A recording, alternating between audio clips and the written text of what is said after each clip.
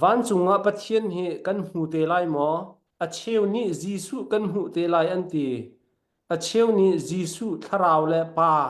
an pathum te in kan hmu ko hna lai an ti zeikhida adik lai na zum bible ning in kailom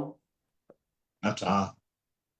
behal nak som nga le ale nak ti mi cha op songa kha kong kha ka chel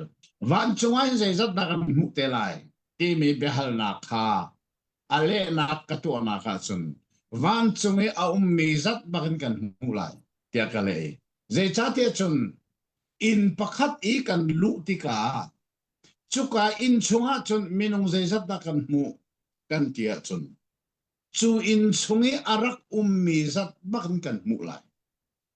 chu in chunga chen minung pangan le pangan kan mu lai pathuman le pathum panian le patni pakhat le pakhat in chungi a mi zat bakin kan mu lai chuban to ko van chung kan ini kan lu ti ka hin zai zat na kan mu lai ti mi ba la chu van chung kan ina a mi zat bakin kan mu lai chu sa ale na man bi se asia van chung zai zat ta ti mi kha van chiata kan lai bible ni hel pum puluki arak hel mi chu kwat khat nak zo han dal nga chang sari kha a chang sari ning bak kan lai bible thiang ni arak thau kan ti lai chu chu cha chut atu han lai bible thiang na nga ya chen ban rel ban lo kwat khat nak zo han dal nga chang sari kha ban zo han a thau mi kha kan thei sol ko lai tete a khang tu pathuman chul vial long se kha van chiat tak taka kan lai bible ni hin ale mi good news bible arak ti lovi zero ngal good news bible arak lo ti chun good news bible hi bekam thar bible di lak him te arak kilven tu Antioch Krifabu an kilven mi silovin Egypt rami Alexandria kwai anui aking lo mi an ngei mi kha makakalai bible thiam ale mi se Antioch Krifabu kan thading mi chu Jerusalem Krifabu kha sarsat nak ro ani thakmi anum ti lo phoi tu tong pa lo num chu cha chun Jerusalem Krifabu ai o tu Krifabu chu Antioch Krifabu long se ma chu Antioch Krifabu ni chun bekam thar bible kin tenan kilven ma kha an kilven mi kha hin jem an nakle nak bak hise chu pit lo ding chu kha chun je da kha ka ban le rel sang lai mo atu ke ma le mi ka ban rel sang lai tha de ngai manu lai bible thiang a bak lo mi ka ban rel mat ngai tang sarina zaitin tia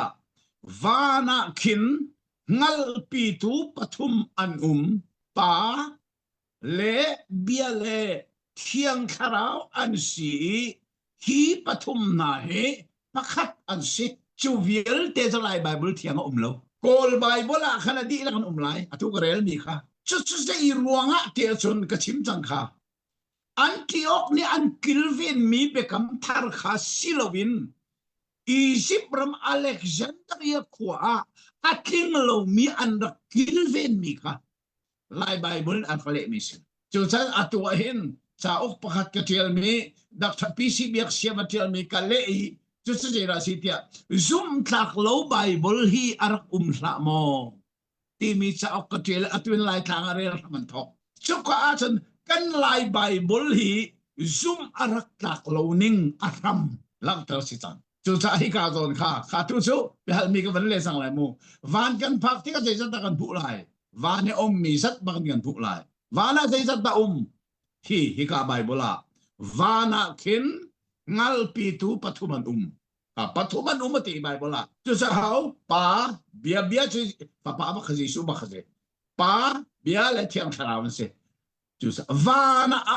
mi sat bakan kan mu lai zai ti manin el khosti lo pathuman bible na ti se ma ka kalai bible thianga arakum ti lo chu ruanga chun hi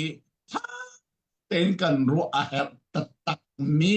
bible pakhat se chu sa van kan phak ti la chon apathum te kan mu ko lai pa fa pa thiang tharau an pathum ten vanan umti cha a ummi sat bakan ko lai marang Bible cha dang zonga na ban chim ning khan sako KJV sia chon for there are three that bear record in heaven, the Father, the Word, and the Holy Ghost, and these three are one. Ati e Father, the Word, and the Holy Ghost, Holy Spirit kha pathum khan umtimi kha Bible ni fiang te improve to e ika han chon record ati ko he record in heaven. Second alone